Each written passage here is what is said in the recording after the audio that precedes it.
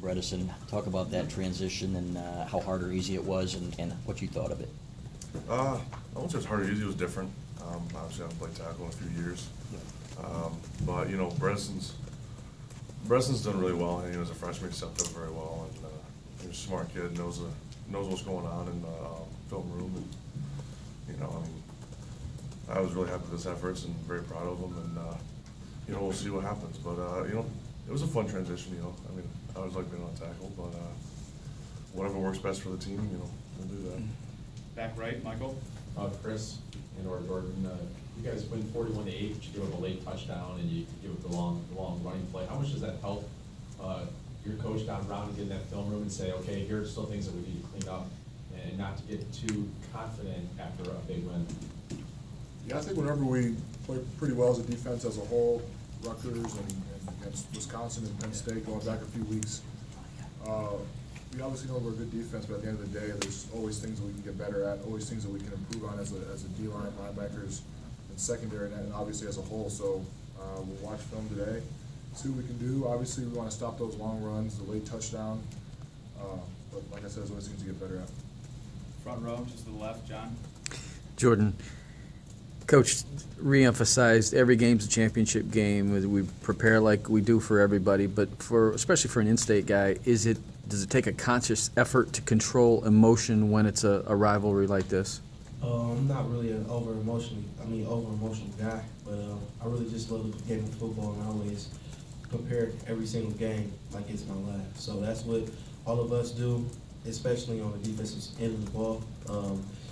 Not saying that Michigan State not trying to slight or anything like that, but it's just another game really on the schedule. Other questions for these guys? Please raise your hands. We'll make sure we get a microphone to you. I'll go back to Chris here in the front left. Ben, what's this rivalry mean to you as an in-state guy? You know, I mean, as everyone knows, when I was a kid, I was a hockey player. But when I first got to college, and you know, hearing about it from Taylor Lewan and Mike Schofield and Elliot Mueller, and you know what the rivalry meant to them, it just kind of like just set the standard for what the rivalry is. But at the same time, as a team, we got to focus on this week just like we do every week. It's just another obstacle that we have to get across that's going to take us to our end goal. And you know, that's just to win as many games as we can and be the best that we can and play the best of our game. So I think as a team, we've done really good about that this season, and you know, we're really proud of the guys of how they handle every game.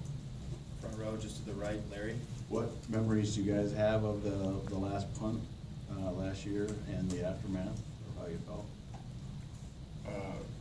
Braden and I think Braden was on the field with me. Yeah. We were on punt last year, and obviously it's a devastating play. It's a shock. You kind of scratch your head and say, what just happened?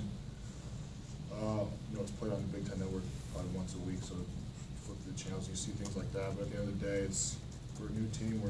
It's a new season. You know, we fix some mistakes. You look at the past and you kind of say, what can we do to get better? And that's what we're doing this week, and you know, each and every week going forward.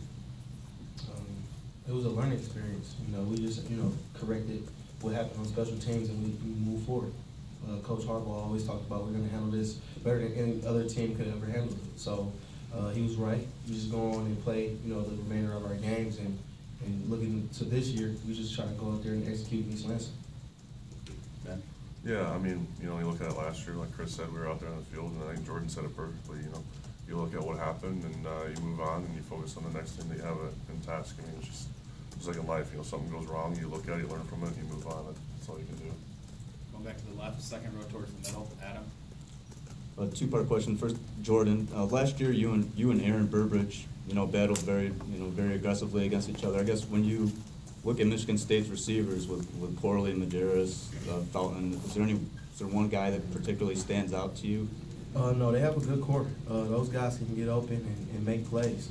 They've been doing it, you know, the whole year. So definitely go out there and just go out there and execute like I would any other game. Prepare like as intensely as I would any other game.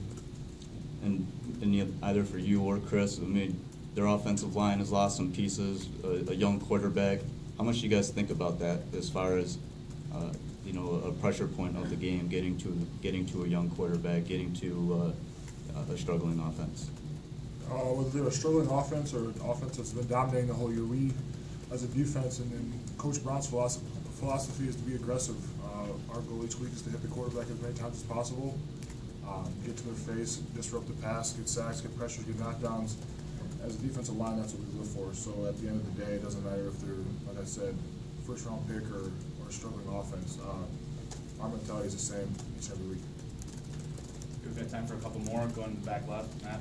Ben, what's the biggest adjustment going back to tackle? And as a former hockey player, how much does your footwork in that sport help you translate to footwork as an offensive lineman? I mean, with hockey, it's it's fast, there's speed, and there's always quick transitions. So the footwork that was being out on the tackle, things are faster, and the guys are lighter and they're quicker and much more agile. I'm not saying the guys inside aren't agile, but just the general consensus is that everyone on the outside is faster. So I think just having quicker footwork and just trying to get used to the game does change when you get to the edge. So my biggest adjustment is just getting used to the technique and the speed changes, and been working with Eric Magnuson a lot, and just kind of things that he's brushed up on, and just kind of get things back under my feet, because it's been a couple of years. So, but honestly, on Saturday I felt comfortable. Just got to keep looking at the little things, and just like I would a guard. Okay, what did I do right? What did I do wrong? What do I got to work on this week? What do I got to keep improving? Just go from there. Got time for one or two more. If anyone else has questions for these guys, go back to the front left. Chris. I know you said it's just another game, but isn't it important as seniors to start turning the tide on the rivalry games, and this would be like the first big step toward that, right? It's important for every game. So if we look at every game the same and intensely focus on every single game like it's our last, then we'll be undefeated. I mean, that's the plan.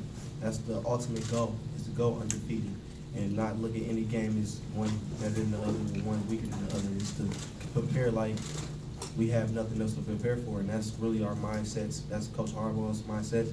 That's the defense, that's the offense, special teams mindset. That's really how we look at it. We can't look at Michigan State as, I guess the end-all, be-all, because it's not. Because if we win Michigan State game and lose the other games, it really doesn't matter about our tradition or our legacy. Second row, middle left, Adam. Kind of going along the same lines as Chris, and this one for Chris Wormley.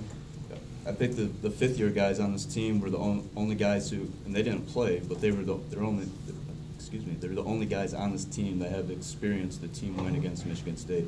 Have you talked about that at all this week, and as far as the message and that kind of stuff, like how to prepare? No, because especially me, I was out with the ACL, so I didn't even dress or suit or anything like that. But I don't think we really knew what it meant to play in a type of game like this. We knew what it meant to be in a type of situation like this as freshmen that didn't play. So there's not much to say. We got to continue to work each and every day, and then come up with a win on Saturday.